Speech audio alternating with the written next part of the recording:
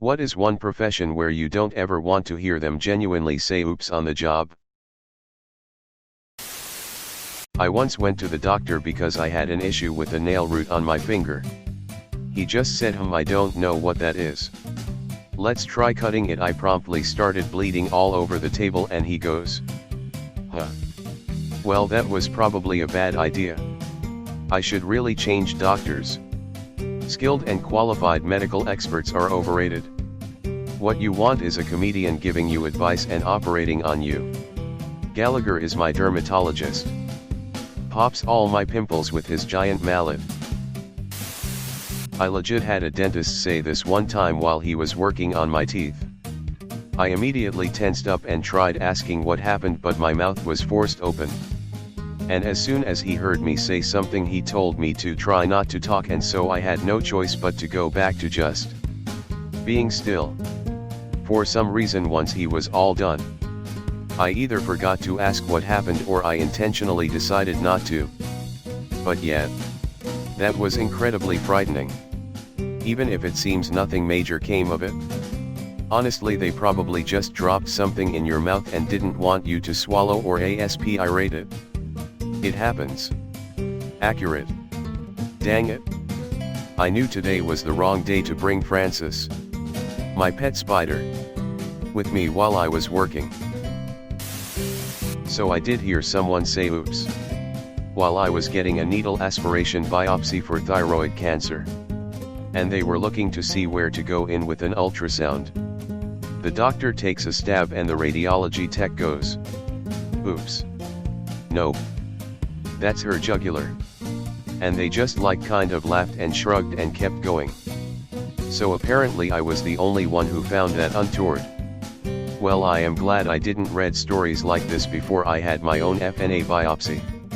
Endocrinologist numbed my neck up really well and got samples really quickly.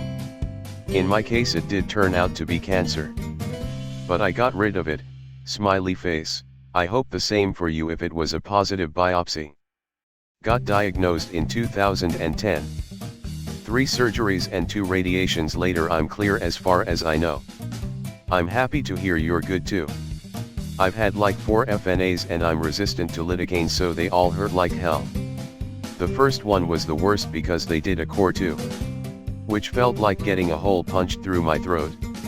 Yikes. Mine seemed so easy in comparison. LOL. For such a small little organ though. The thyroid causes so much trouble for a lot of people. I didn't feel bad about kicking mine out. That is for sure. I kind of miss mine, but just because not having one sucks. When it was still there, it was pretty garbage. I wish I knew what it felt like to have a normal thyroid. Weren't they 3D printing rat thyroids in Russia a few years ago? Where's my rat thyroid? I have 2 personal experiences that fit this. But maybe weren't that bad.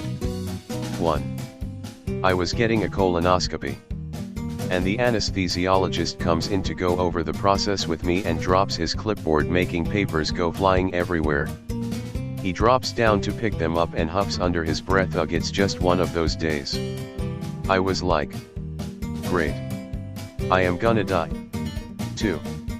I had to get a wisdom tooth taken out. The dentist comes in wearing flip-flops, shorts, a Hawaiian shirt, and is limping. Plops down on his seat and goes, "Here we go." It totally looked like he woke up hungover as balls to come operate on my mouth. The best dental experience I've ever had was an old guy in a Hawaiian shirt who was acting kinda similarly. That's the only fucking dentist who has ever actually fully numbed my mouth before working on my teeth. I am extremely resistant to local anesthetics. Unfortunately. If I'm gonna be fucked up while I do this, he's gonna be fucked up while I do this. I really don't want to listen to any screaming while I work my way through this hangover. Bungee jump operator. No idea what the actual job title is, but I'm sure you know what I mean. In my intro to engineering class in college, one team project everyone worked on was a bungee jump simulation, where we had to calculate the correct length of cord needed for the attached weight to drop from a height. Get close to the floor, but not touch the floor. Based on the stretchiness of the cord or whatever, I changed majors so I don't remember the details. Only one group didn't have their weight hit the floor. I knew at the end of that project that I would never be an engineer, a bungee jump operator, or a person who goes bungee jumping. Let me just everyone forgot to take momentum into their calculations. I don't even remember, it was so long ago, lol. It was most likely a combo of bad data, college freshman stupidity, unclear instructions from the professor, and no one knowing how to use Excel, which was what we were using for all our calculations. Oddly, I'm really good at Excel now, and I wonder if I could solve that problem if I ever came upon my notes for the class. I have a feeling it was unnecessarily overcomplicated. Edit. I met my husband in this class and just asked him. He continued on and is now an engineer, and he's pretty sure everyone forgot about momentum. And everyone got their data from static loads, which was wrong for estimating the calculations for a drop load. But we're both kinda hazy on the details because freshman year was, sadly, quite a while ago. A tattoo artist, the one I worked for, would say it all the time, just to mess with the client. 2 O's in Bob, right? Yeah, goddamn right there is. Bobo. Got it? This isn't as critical as some jobs, but when I was in school for computer IT in the late 90s, our teacher always emphasized that if we ever have to make a house call to fix a person's computer, never say oops. People freak out. That said, I never want to hear the guy in charge of hitting the nuclear launch button say oops. I have a friend who is a dentist and he always joked that he never said oops when he makes a mistake. He just says rinse. Whenever they accidentally make you bleed, they just say it's because you don't floss enough. Before I got braces when I was a teenager, my bottom teeth were very close together, with some of them being pushed forward due to being too close. To remedy this, they took sandpaper and sawed between my teeth to file them down and create more space. As a result, I was bleeding everywhere because they rubbed sandpaper between my teeth. You're bleeding because you need to floss more is what they told me. I can hear that and feel it in my teeth. And I hate it so much. A mime. Touché. What did you just call me? Before it was automated, the guy operating railway junctions remotely. Too much Thomas and Friends has taught me that the signalman will usually mess up once, and then get fired. Hashtag executed. You know. Just like they did on Thomas and Friends. Underscore it has been a while. I should rewatch it. Chef when they're chopping things with a knife. It was bad. A good professional chef knife can be sharp as hell. I have a good one, but I'm afraid to use it. Use it? It will change cooking for you. You can just end up with more protein in your dinner. Iron 2. IT. Oops in IT can mean anything from oops. Accidentally reset the wrong password to oops. Accidentally pushed a patch requiring a reboot and now every server is rebooting. Source, IT person. Or in the case of Tom Scott, accidentally making thousands of irreversible changes to a database. ONOSECOND. The onosecond is the second after you make a terrible mistake. The second when you realize what you just did, and that there's nothing you can do about it. / Tom Scott. 2020. Surgeon. You know what they say. Surgery is just stabbing someone back to life. This is why you aren't a surgeon, Darla. Who says I'm not? Kitchen knife. Your lack of medical license evidenced by your definition of surgery. Laser eye removal person. Edit. Oops. Bro. After I got my eyes removed with lasers, I could finally shoot sharks out of my eyes. If looks could kill. A pilot. Attention passengers. Whoops. Looks like I picked the wrong week to quit amphetamines. Looks like I picked the wrong week to stop sniffing glue. Surely you can't be serious. Nuclear missile operator. Barber. Well. Hair grows back, carrot ears, carrot don't. Happened to me when I was like 13. Luckily it was just a sliver. Unluckily it was my good ear and not the pointy elf ear that could have used a little off the top. Yep.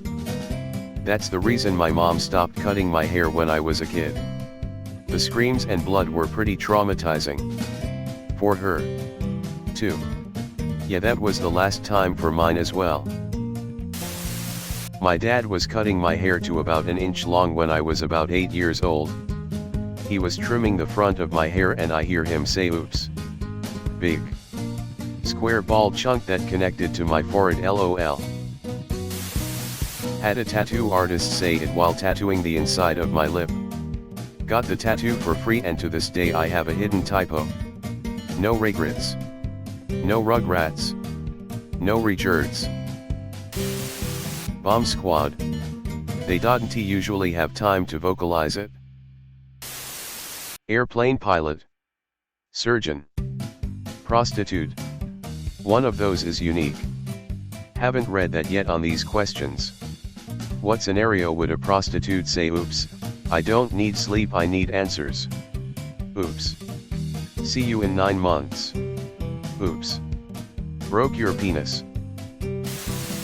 Nuclear engineer when they are working in the control room of a nuclear reactor. It's not 3 Rentgen. It's 15,000. Not great. Not terrible.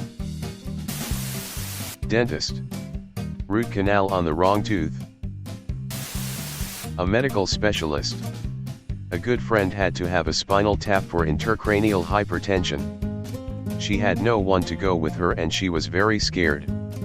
So I went with her so she wouldn't be alone.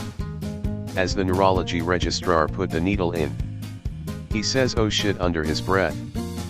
But loud enough that we both heard. My friend suddenly says, "Is it supposed to feel like it's in my lung?" The registrar looked at his supervisor with a look of sheer panic. Luckily my friend was lying face down so she couldn't see what was happening. The supervising neurologist took over. Pulled the needle out and put it in correctly, at which point my friend let out an awful cry and the procedure was done within a couple minutes. I told her what happened the next day, figured no point scaring her while she needed to relax/recover. Well.